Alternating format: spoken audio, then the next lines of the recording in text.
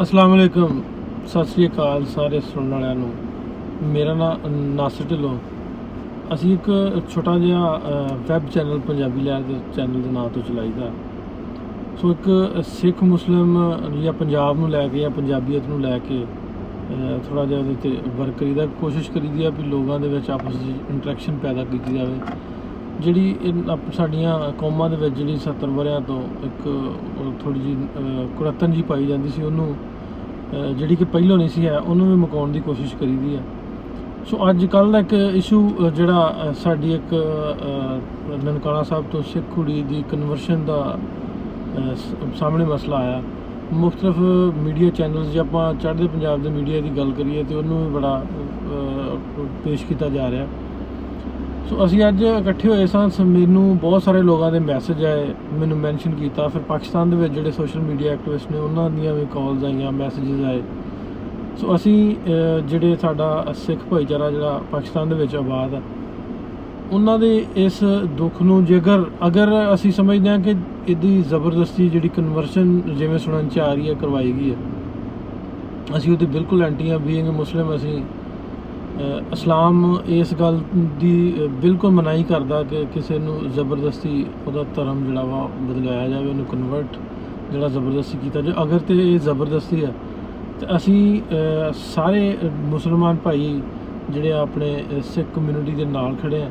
ਅਸੀਂ ਹੁਣ ਫੈਸਲਾਬਾਦ ਤੋਂ ਨਨਕਾਣਾ ਸਾਹਿਬ ਵੱਲ ਜਾ ਰਹੇ ਹਾਂ। ਅਸੀਂ 8-10 ਦੋਸਤ ਜਿੰਨੇ ਵੀ ਹੈਵਾਂ ਨਨਕਾਣਾ ਸਾਹਿਬ ਵੱਲ ਜਾ ਰਹੇ ਹਾਂ। ਸਾਡੇ ਉੱਥੇ ਭਰਾ ਲਵਲੀ ਸਿੰਘ ਜਾਂ ਉਹਨਾਂ ਦੀ ਕਮਿਊਨਿਟੀ ਨਾਲ ਇਜ਼ਹਾਰੀ ਯਕਜਹਿਤੀ ਵਾਸਤੇ ਜਿੰਨਾ ਹੋਇਆ ਉਹਨਾਂ ਦੀ ਹੈਲਪ ਕਰ ਸਕਦੇ ਹੋਏ ਹੈਲਪ ਵੀ ਕਰਾਂਗੇ। ਪਾਕਿਸਤਾਨ ਗੌਰਮੈਂਟ ਐਡੀ ਲਾਚਾਰ ਜਾਂ ਮਾੜੀ ਗੌਰਮੈਂਟ ਨਹੀਂ ਹੈ ਕਿ ਇੱਥੋਂ ਦੇ ਜਿਹੜਾ ਇਸ ਤਰ੍ਹਾਂ ਦਾ ਕੋਈ ਇੰਸੀਡੈਂਟ ਜਿਹੜਾ ਵਾ ਹੋ ਜਾਏ।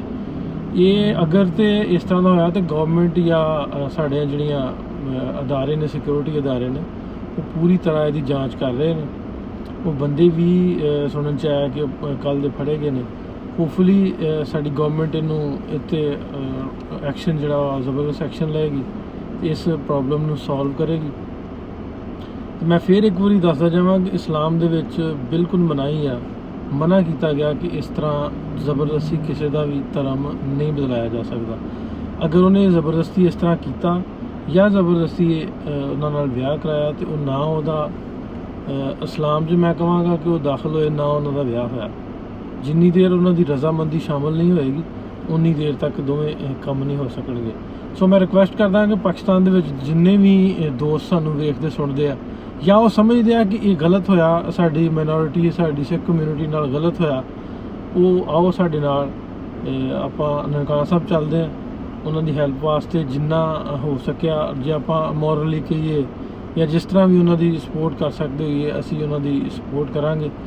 ਸਾਡੇ ਨਾਲ ਮੇਰੇ ਦੋਸਤ ਅਸੀਂ ਜਾ ਰਹੇ ਹਾਂ ਨਨਕਾਣਾ ਸਾਹਿਬ ਵੱਲ। ਉਹ ਜਿੰਨੇ ਵੀ ਸਾਨੂੰ ਹੁਣ ਸੁਣਨ ਵਾਲੇ ਨੇ, ਵੇਖਣ ਵਾਲੇ ਨੇ, ਜਿਹੜੇ ਸਮਝਦੇ ਨੇ ਕਿ ਗਲਤ ਹੋਇਆ, ਉਹਨਾਂ ਸਾਰਿਆਂ ਨੂੰ ਉੱਥੇ ਪਹੁੰਚਣਾ ਚਾਹੀਦਾ। ਅਤੇ ਹੋਪਫੁਲੀ ਇਹ ਅੱਜ ਦਾ ਟਾਈਮ ਦਿੱਤਾ ਗਿਆ ਪਾਕਿਸਤਾਨ ਗੌਰਮੈਂਟ ਵੱਲੋਂ, ਇਹਦਾ ਬਿਲਕੁਲ ਖੁਲਾਸਾ ਹੋਏਗਾ, ਇਹਦੀ ਸਹੀ ਤਰ੍ਹਾਂ ਜਿਹੜੀ ਜਾਂਚ ਹੋਏਗੀ ਇਹਦੇ ਮਸਲੇ ਦੇ ਵਿੱਚ ਕੀ ਪ੍ਰੋਬਲਮ ਹੈ। ਅਗਰ ਜ਼ਬਰਦਸਤੀ ਇੱਕ ਕਨਵਰਸ਼ਨ ਹੋਈ ਹੈ ਤਾਂ ਬਹੁਤ ਮਾੜਾ ਹੋਇਆ, ਬਹੁਤ ਗਲਤ ਹੋਇਆ। ਉਹਨਾਂ ਦੇ ਖਿਲਾਫ ਸਖਤ ਤੋਂ ਸਖਤ ਐਕਸ਼ਨ ਲੈਣਾ ਚਾਹੀਦਾ ਪਾਕਿਸਤਾਨ ਗੌਰਮੈਂਟ ਨੂੰ, ਉਹਨਾਂ ਨੂੰ ਸਜ਼ਾ ਦੇਣੀ ਚਾਹੀਦੀ ਹੈ ਅਗਰ ਇਹ ਗਲਤ ਹੋਇਆ। ਅਗਰ ਇਹ ਜ਼ਬਰਦਸਤੀ ਹੋਇਆ, ਜਿਵੇਂ ਦੱਸਿਆ ਗਿਆ ਕਿ ਕਨਵਰਜਨ ਜਿਹੜੀ ਆ ਜ਼ਬਰਦਸਤੀ ਫੋਰਸਫੁਲੀ ਕੀਤੀ ਗਈ ਆ, ਹੋਪਫੁਲੀ ਇਸ ਪ੍ਰੋਬਲਮ ਨੂੰ ਪਾਕਿਸਤਾਨ ਗੌਰਮੈਂਟ ਜਲਦ ਸੋਲਵ ਕਰੇਗੀ। ਪਾਕਿਸਤਾਨ ਇੱਕ ਬੜਾ ਵਧੀਆ ਮੁਲਕ, ਬੜਾ ਸ਼ਾਂਤੀ ਵਾਲਾ, ਲੋਕਾਂ ਨਾਲ ਪਿਆਰ ਕਰਨ ਵਾਲਾ ਮੁਲਕ ਹੈ। ਜਿੰਨੇ ਵੀ ਲੋਕ ਇੱਥੇ ਆਉਂਦੇ ਨੇ ਪਾਕਿਸਤਾਨ, ਉਹਨਾਂ ਦੇ ਵਿਊਜ਼ ਵੀ ਤੁਹਾਡੇ ਤੱਕ ਰੱਖੀਦੇ ਨੇ।